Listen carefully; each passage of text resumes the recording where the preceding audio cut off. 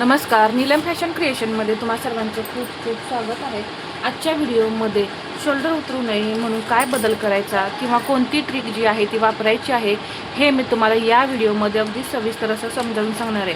तर इथे मी डेमो म्हणून एक 34 साईज कटोरी ब्लाऊजचं ड्राफ्टिंग जे आहे ते घेणार आहे आणि मला कमेंटसुद्धा आलेली आहे 34 साईज डीप नेक कटिंग दाखवा. आता डीप नेक म्हणजे पहा 8 पासून डीप नेक कटिंग स्टार्ट होतात, म्हणजे 8 इंच नेक असेल तिथून. तर आता किती डीप नेक हवा आहे हे काही आपल्याला सांगितलेलं नाही, तर आपण सर्वसाधारणपणे 10 इंच नेक घेऊया. आणि यामध्ये शोल्डर उतरू नये यासाठी काय बदल होतात हे सांगणार आहे. तर इथं वेगळं शोल्डर कटिंग होणार आहे आणि इथं वेगळं शोल्डर कटिंग होणार आहे. तर सर्वात पहिल्यांदा आपण उंची घेऊया.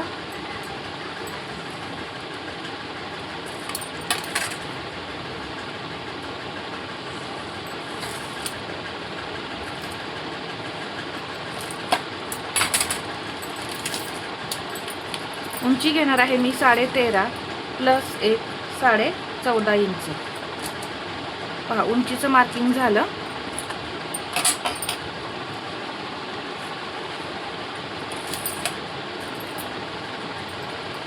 आता शोल्डर, तर 10 इंच नेक पाहत आहोत आपण. इथं शोल्डर घेणार आहे 14 इंच. याचा निम्मा किती होतो 7. तर हे जे शोल्डर आहे ते तुम्ही अंगावरती मोजून घ्या, म्हणजे तुमचे शोल्डर एकदम आपल्याला फिक्स असे मिळतील. आणि अजून कटिंग करताना काय बदल करायचा हे सांगते. तर 14 इंच जर शोल्डर तुमचं अंगावरती भरलं तर त्याचा निम्मा किती होतो 7.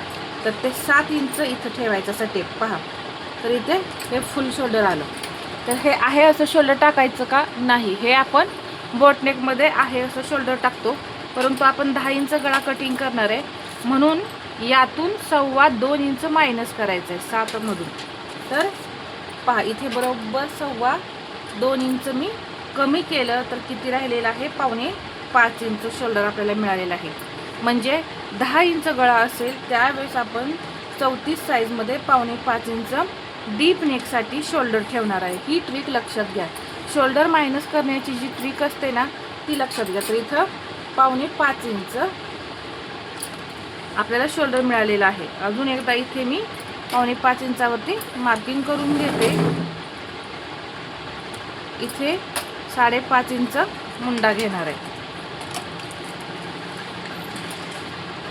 शोल्डर उतरण्याची बरेच कारणे असतात पहा. एक शोल्डर असतं, गळा रुंदी असतं, मुंडा असतो.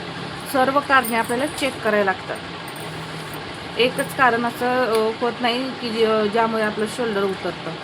आता इथे 34 साईजचा चौथा भाग होतो 8.5. आता इथं 10 इंच नेक आहे, तर मी काय करणार आहे यातून परत 5 इंच, छोटी साईज आहे म्हणून 5 इंच 8.25 इंच घेणार आहे. आणि इथे हे 1.5 इंच शिलाई मारणार. आता पहा 34 म्हणजे छोटी साईज येते व 10 इंच जरी डीप नेक घेतला तर त्यासाठी तो भरपूर नेक होतो आणि पसरतो सुद्धा. त्यासाठी इथं मी 8.25 इंच घेतलंय. पाठीमागील भागासाठी 8.25 इंच घेतलेलं आहे. इथे आपली कंबर आहे 28, त्याचा चौथा भाग होतो 7, त्यामध्ये 1 इंच टक्ससाठी 8 इंच आणि हे पुढे 1.5 इंच मार्जिन.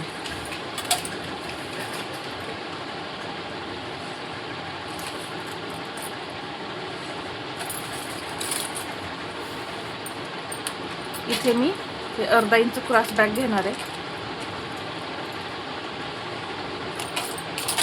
5.5 इंच मी मुंड्याची उंची ठेवलेली आहे.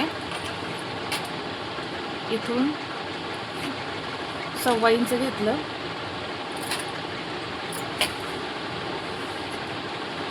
आणि मुंड्याला आकार देऊन घेतला.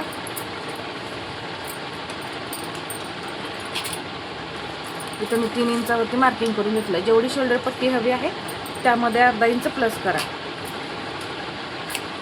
आता इथं गळा तुम्ही 10 इंचाचा घ्यायचा आहे. मी इथं पाठीमागील भाग दाखवलेला आहे.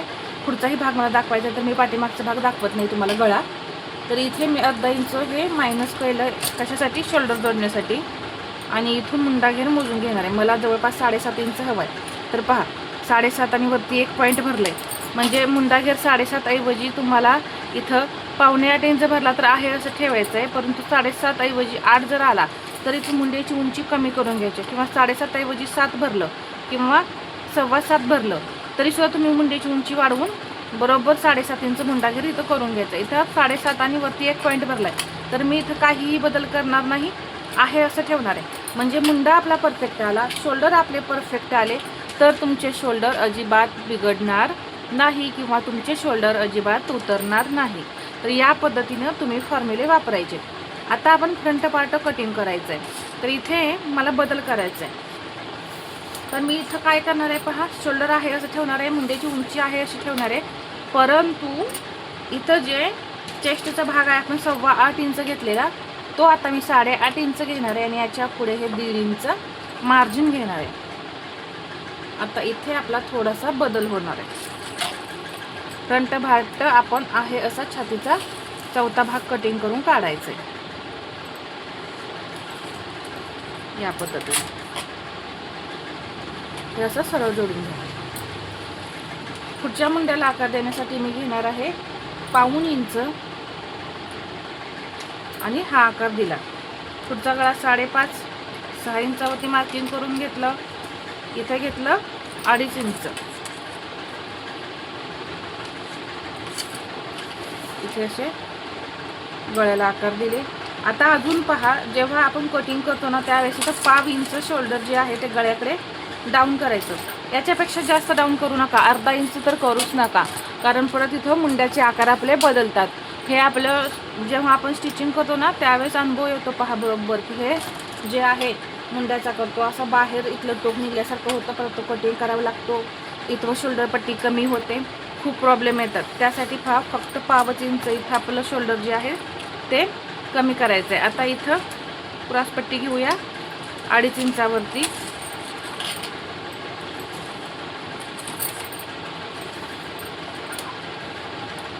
पाऊण इंच घेतलं इथं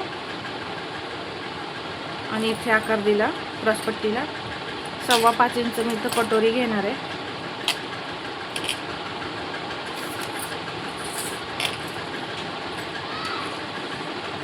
सरळ लाईन ओढून घेतली. 1 इंच इथे वरती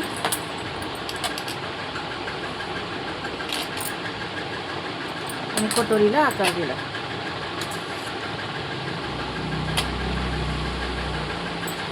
तर खूप सोपी पद्धत आहे आणि फॉर्म्युले जे असतात ते जर वापरून तुम्ही कटिंग केलं तर अजिबात तुमचे ब्लाऊज बिघडत नाहीत. आता इथे 1/2 इंच तुम्ही काय करायचं आहे, मार्जिन ब्लाऊजमध्ये वाढवायचं आहे. तर ते 1/2 इंच बरोबर टेपने मोजून तुम्ही वाढवू शकता. तर अशा पद्धतीनं हा डायग्राम जो आहे तो आपला तयार झालेला आहे 34 साईजचा. तर लक्षात घ्या, एकदम परफेक्ट असा डायग्राम मी तुम्हाला सांगितला आहे. तर ही कटोरी कशी वाढवायची हे आपण पाहूया. तर इथे 1/2 इंच नेहमीप्रमाणे गळ्याजवळ, 1/2 इंच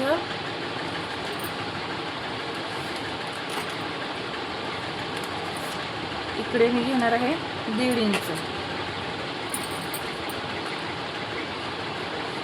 1.5 इंच आणि हा असा आकार दिला.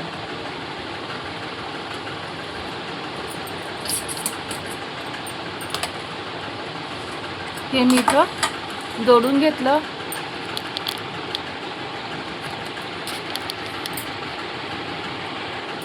आणि पहा इथे हे जे आहे वाढवलेलं त्याचं सेंटर करून परत इथं 1.25 इंच घ्यायचं, नाही तर 1.5 इंच.